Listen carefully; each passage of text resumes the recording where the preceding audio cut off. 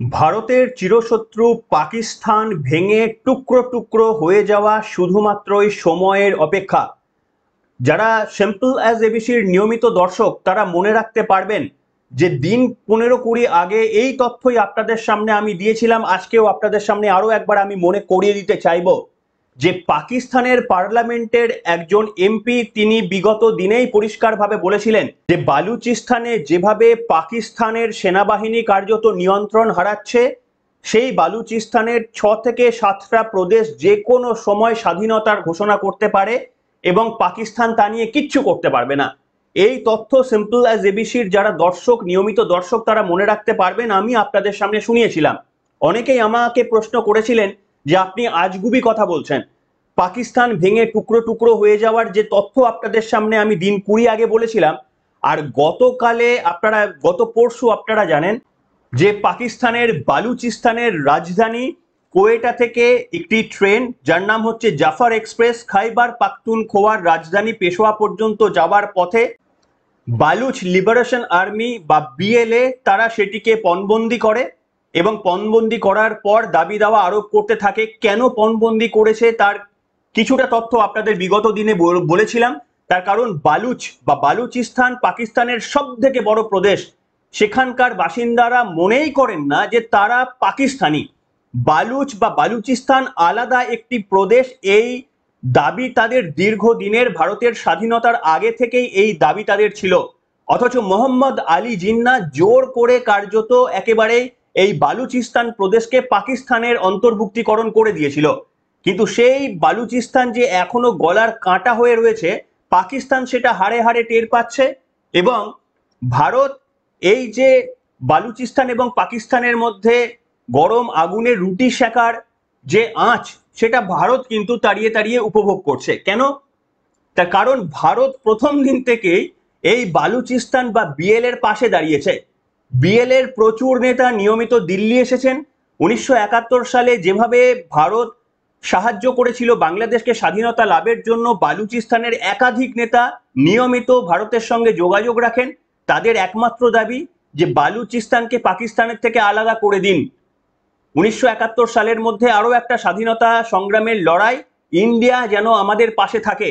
তাহলে কি সত্যি সত্যি ভারত কূটনৈতিকভাবে সেই বিএলএ বা বালুচিস্তানের পাশে থেকে পাকিস্তানকে টুকরো টুকরো করে পৃথিবীর মানচিত্র থেকে কার্যত মুছে ফেলার ছকটা এঁকেই ফেলেছে? যাদের বিশ্বাস হচ্ছে না, মনে করিয়ে দেবো, আজকের পর্বটা শুনলেই আপনারা বুঝতে পারবেন যে কোনো ভুল তথ্য, ভ্রান্ত তথ্য আমাদের চ্যানেল থেকে পরিবেশিত হয় না। যে তথ্য 15-20 দিন আগে আপনাদের সামনে দিয়েছিলাম, অনেকে বলেছিলেন যে আজগুবি গল্প বলা বন্ধ করুন। আজকে আপনাদের সামনে আরো একবার মনে করিয়ে দিতে চাইবো। আপনারা যারা সিম্পল অ্যাজ এবিসির দর্শক তারা লিখে জানাবেন যে আমাদের প্রেডিকশন মেলে কিনা। হ্যাঁ, আমরা কোনো জাদুঘর বা কোনো গণৎকার নই যে কালকে প্রেডিকশন করব আজকে মিলে যাবে। কিন্তু হ্যাঁ, যে তথ্যগুলো সত্য এবং নিষ্ঠার সঙ্গে একেবারেই ভিউ পাওয়ার জন্য নয়, একেবারেই সত্যর অবলম্বনে যে তথ্যগুলো আপনাদের সামনে দিই, সেটা আজকে না হলেও 1 বছর, 1 বছর না হলেও 10 বছরের মধ্যে মিলতে বাধ্য। সেই প্রমাণ আজকে আরো একবার আপনাদের সামনে মনে করিয়ে দিতে চাইবো। নমস্কার, welcome to simple as ABC. আপনাদের সকলকে স্বাগত জানিয়ে শুরু করছি আজকের অন্যতম গুরুত্বপূর্ণ একটি খবর। প্রথমেই আপনাদের মনে করিয়ে দিতে চাইবো সেই ভিডিও যেটা আমি দেখিয়েছিলাম বেশ কয়েকদিন আগে, দিন 15-20 আগে, যে পাকিস্তানের পার্লামেন্টে পাকিস্তানের একজন এমপি প্রকাশ্যে বলছেন যে আমাদের প্রদেশ বালুচিস্তানে, সেখানে পুলিশ নেই, সেখানে সেনাবাহিনী পর্যন্ত নেই। এই রকম একটা অবস্থায় বিদ্রোহীরা সেখানে ক্রমশই মাথাচাড়া দিয়ে উঠেছে। সেখানে 6 থেকে 7টি প্রদেশ এমন একটা জায়গায় পৌঁছে গিয়েছে যে কোনো দিন তারা স্বাধীনতার ডাক দিতে পারে। এই তথ্য আপনাদের সামনে শুনিয়েছিলাম, বলেছিলাম যে বালুচিস্তান পাকিস্তানের থেকে আলাদা হয়ে যাওয়ার কার্যত সময় হয়ে গিয়েছে। আরো একবার মনে করিয়ে দিতে চাইবো সিম্পল অ্যাজ এবিসির দর্শক বন্ধুদের, আশা করি এই তথ্যটি মনে থাকবে। ভিডিও বা ভিজুয়ালটা খুব একটা ক্লিয়ার না, কিন্তু অডিওটা ক্লিয়ার। পাকিস্তানের পার্লামেন্টে দাঁড়িয়ে পাকিস্তানের একটা এমপির বলা বক্তব্য, সেটা আরো একবার শোনাবো, যেটা দিন 20 আগে শুনিয়েছিলাম। শুনুন। जनाब स्पीकर, मेरे इलाके में ऐसे ऐसे एरियाज हैं जिसको फौज ने भी खाली कर दिया है, पुलिस तो खाली कर चुकी थी। बता दूं आपको, ऐवान को बताना चाहता हूं, वो इलाके कि जो पुलिस तो खाली कर चुकी थी लेकिन फौज भी खाली कर चुकी है, और जहां पर जंग हो और पुलिस भी ना हो और फौज भी ना हो तो वो एरिया किसके कब्जे में होगा और वहां किसका रेट होगा। और दिल पे हाथ रखकर मुझे कहना पड़ता है, इंतहाई दर्द दिल के साथ कहना पड़ता है कि इस वक्त बलूचिस्तान के 5 से 7 अजला इस पोजीशन में हैं कि अगर वो आजादी का ऐलान कर दें तो अगले दिन अक़वाम मुत्तहिदा में उनकी दरखास्त को कबूल। कहां खड़े हैं हम लोग? শুনলেন বন্ধুরা, মনে পড়ছে এই তথ্য আপনাদের দেখিয়ে বলেছিলাম যে বালুচিস্তান পাকিস্তানের থেকে আলাদা হয়ে যেতে চলেছে। তখনও পর্যন্ত পশ্চিমবঙ্গ কেন ভারতবর্ষের কোনো সংবাদ মাধ্যমে এই তথ্য প্রকাশ পায়নি। আমরা অনেক কিছু এক্সপেরিমেন্ট করে সেই তথ্য আপনাদের সামনে তুলে দিয়েছিলাম এবং আমি এটাও বলেছিলাম, এটাও আপনাদের শোনাচ্ছি, আমি এটাও বলেছিলাম যে ভারতের এনএসএ অজিত ডোভাল কি বলেছিল। ভারতের এনএসএ অজিত ডোভাল বলেছিল একটা সময় যে কংগ্রেসের আমলে পাকিস্তান ঠিক করতো পাকিস্তান কবে যুদ্ধ করবে, পাকিস্তান ঠিক করতো পাকিস্তান কবে শান্তি চাইবে, আমরা শুধুমাত্রই প্যাসিভ মোডে ছিলাম। কিন্তু ভারত, তিনি সেদিনই বলেছিলেন যখন বিজেপি সবে সবে ক্ষমতায় এসেছে, যে ভারত যেদিন গিয়ারটাকে শিফট করবে না, আপনারা একটা মুম্বাই হামলা করতে পারেন কিন্তু ভারত যেদিন গিয়ারটা শিফট করবে আপনার একটা মুম্বাই হামলায় একটা ছোট অংশ আপনি ক্ষতি করতে পারেন ভারতের, কিন্তু সেদিন বালুচিস্তান আপনাদের থেকে আলাদা হয়ে যাবে। এই তথ্যও আপনাদের সামনে আমি শুনিয়েছিলাম। আজকেও শোনাবো অজিত ডোভালের সেই বক্তব্য যেটা আপনাদের সামনে দিন 20 আগে শুনিয়েছিলাম, যে আপনি মুম্বাই হামলা করতে পারেন কিন্তু বালুচিস্তান সেই দিন আপনাদের আলাদা হয়ে যাবে।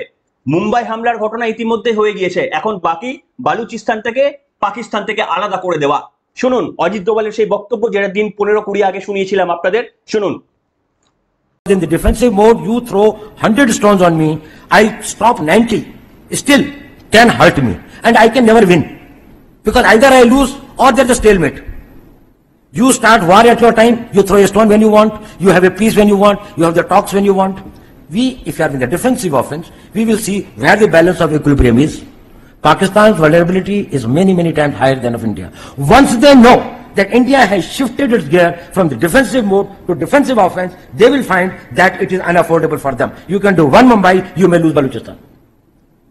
অর্থাৎ এক প্রকার অবর্ণনীয় দুর্দশার মধ্যে দিন যাপন করতে বাধ্য হচ্ছিল বালুচরা, এবং দীর্ঘদিন ধরে তারা পাকিস্তানের সঙ্গে যুক্ত থাকলেও পাকিস্তান তাদের কাছে লুণ্ঠন শোষণ সবকিছু করলেও তাদের বিনিময়ে কিচ্ছু ফিরিয়ে দেয়নি।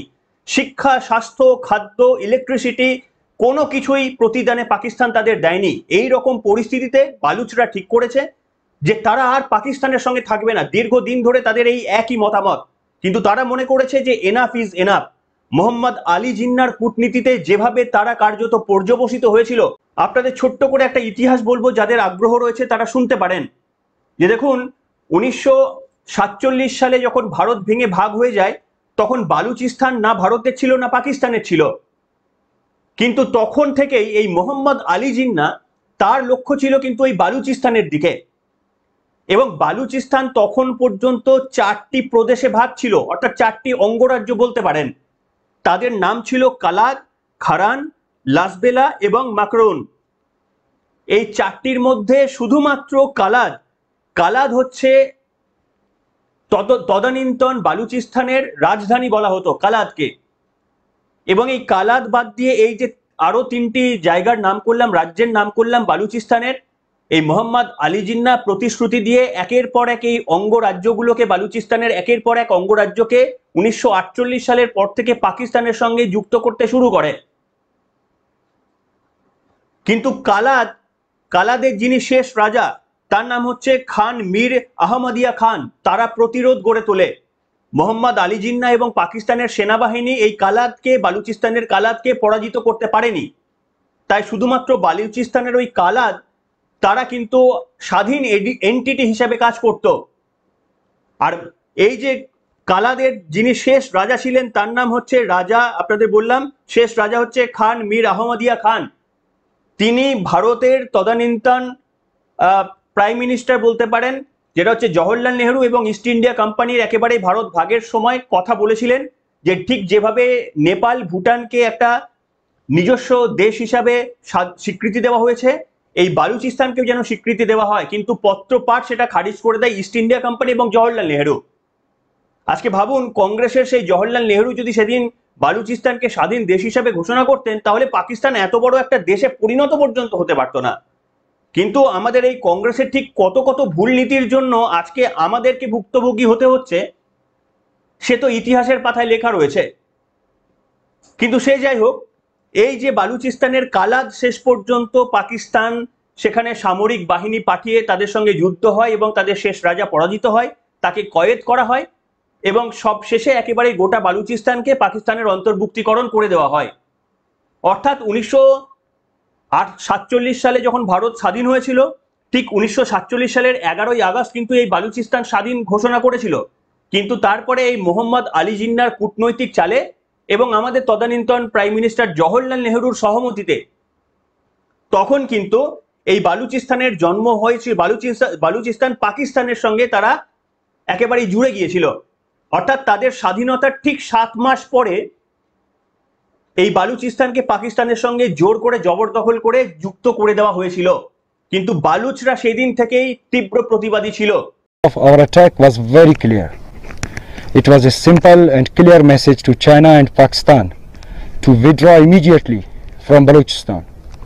This warning to China and Pakistan was also given by our leader, General Aslam Baloch, but China failed to pay heed. We once again make it clear that Gwadar and the rest of Balochistan belong to Baloch. It's our duty to protect our land and sea. Our operation Zir Pahazak.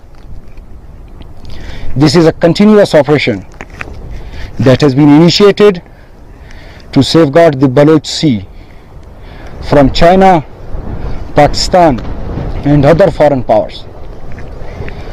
China, you came here without our consent, supported our enemies, helped Pakistani military in wiping our villages, but now it's our turn. Baloch Liberation Army guarantees you that CPAC will fail miserably on Baloch land. Majid Brigade comprises of a large number of volunteers who are ready to sacrifice themselves to protect our land. A special unit in Majid Brigade has been formed particularly to attack Chinese officials and installations in Balochistan.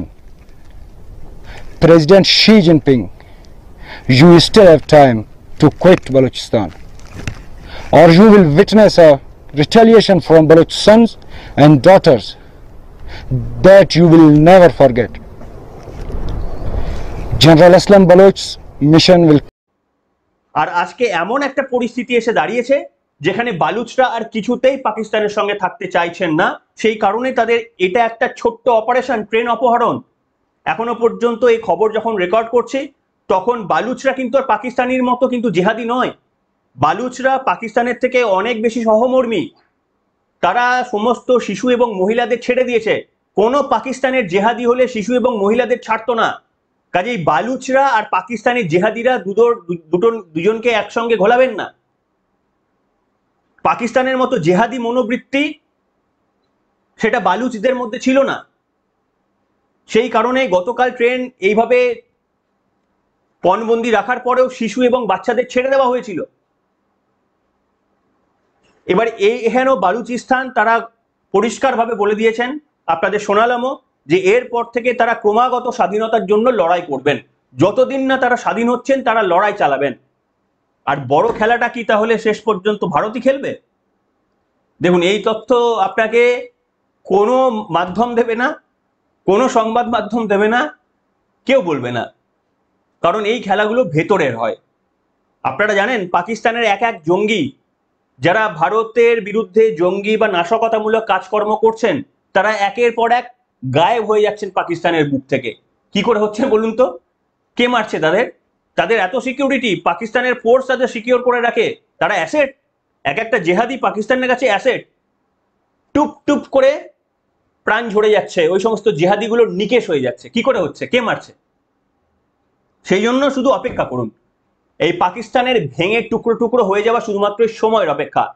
আপনাদের বললাম যে বালুচিস্তান হচ্ছে পাকিস্তানের প্রায় 45 থেকে 48%। বালুচিস্তান যদি আলাদা হয়ে যায়, পাকিস্তানের পড়ে থাকে মাত্র 50%। যাই হোক বন্ধুরা, কি বলবেন বন্ধুরা?